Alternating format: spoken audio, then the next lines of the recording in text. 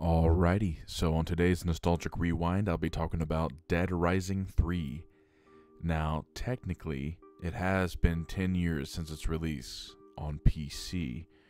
I know it had officially released in 2013 for the Xbox One. Now, before I get into everything about Dead Rising 3, I want to say that this was my first Dead Rising game I had fully played through and actually beaten. Growing up, I had tried the first two, but I couldn't play it without getting kind of overwhelmed and frustrated. I was like in middle school, but I had also played Dead Rising Chop Till You Drop on the Wii, which was a very, very reduced version of the first game, and so I don't necessarily count that. But onto Dead Rising 3, I was thrilled to have played a game like this, with its unique combat features and a story, only to learn that a lot of people despise the game quite a bit. I personally think the game is fun, has an interesting story, extremely addicting ways to kill zombies.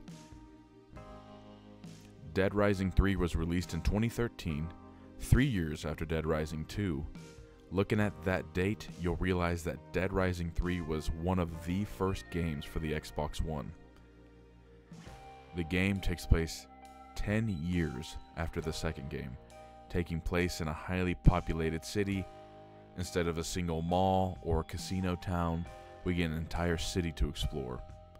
And because of this, the game has added vehicles such as cars, forklifts, street cleaners, bulldozers, and other interesting vehicles. People who've played through at least Dead Rising 2 will remember the combo weapon gimmick. Well, now it's not just weapons, you can combo vehicles as well, which create some very imaginative creations. These combo vehicles will help you clear away the hordes of zombies in your way from area to area. Vehicles eventually do respawn, so you never have to worry about not being able to find one. And as stated earlier, the combo weapons are back, and even more glorious. There is a large amount of blueprints to be found or unlocked, which give you endless options to combo all kinds of items.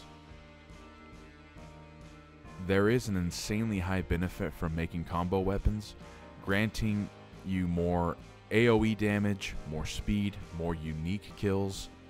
Items are plentiful, whether they be on the street or in a building, you're bound to find something that you can combine. The weapons, especially combo weapons, have two different attack methods. There's your standard attack and a heavy attack.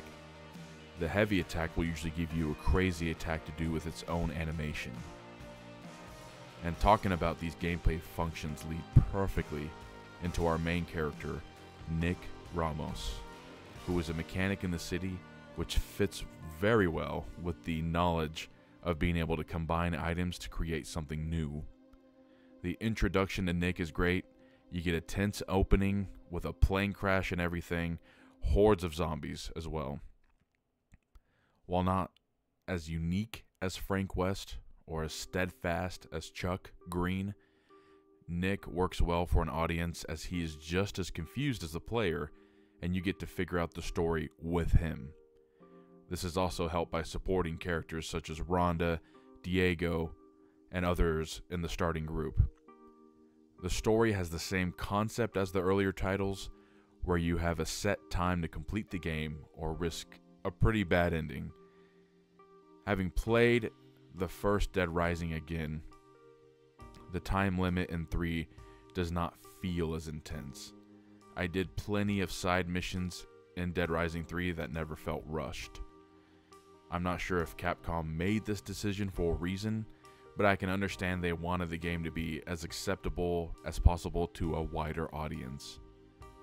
As you go along the story, you'll see familiar faces, uncover more secrets, fight some of the most oddest bosses I've seen in a game.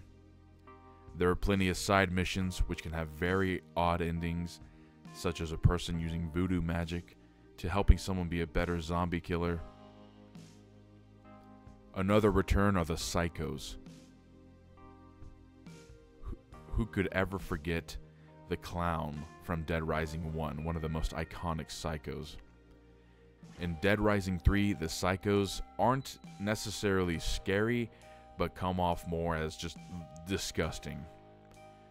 Capcom did a great job of designing vile, unpleasant psychos. A few of them having interesting fights, but ends up kind of just being dodge, dodge, attack, dodge, and just rinse and repeat. And for the PC, by purchasing the game, you're given quite a bit of DLC weapons that make the game quite easier to beat.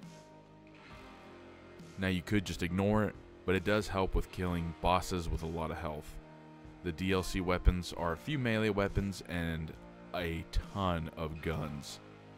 This personally helped me get a higher zombie kill count so I could get the certain achievements for killing, 53,000 zombies and also killing 100,000 zombies, which I am actively still working towards.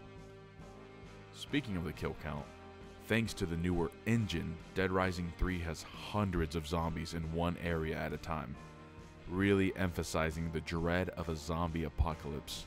This can make it difficult to traverse areas if you do not have a vehicle or proper weapons. Zombies also love to grab onto you, and the only way to escape is a quick time event. You can definitely get lost just endlessly killing zombies since there are so many. Having beat the game twice now, I can say the game is just big enough where it doesn't feel bloated. I can thank a game for doing that and not being overly saturated with bare bones content in an open world. There are choices you can make to alter your outcome. When I originally played, I killed the bouncer and didn't realize it caused the ending to be so much worse. When I replayed it, I didn't attack him and the ending felt much more fulfilling. I truly think most people would enjoy this game as a first-time introduction to Dead Rising. In my opinion, the hate for this game is clearly from people who feel too nostalgic about Dead Rising 1 and 2 and do not like if you say Dead Rising 3 was a fine sequel. Overall, I'd highly recommend this game. It's usually on sale on Steam. I don't know if it's on sale on the Xbox, but it's a fun game. You can spend a good week playing it, beat it. It has very, very fun gameplay, so I highly recommend people check it out. I don't understand all the hate for this game. And that is going to be it for this video, and as always, I appreciate everybody watching. I'm out.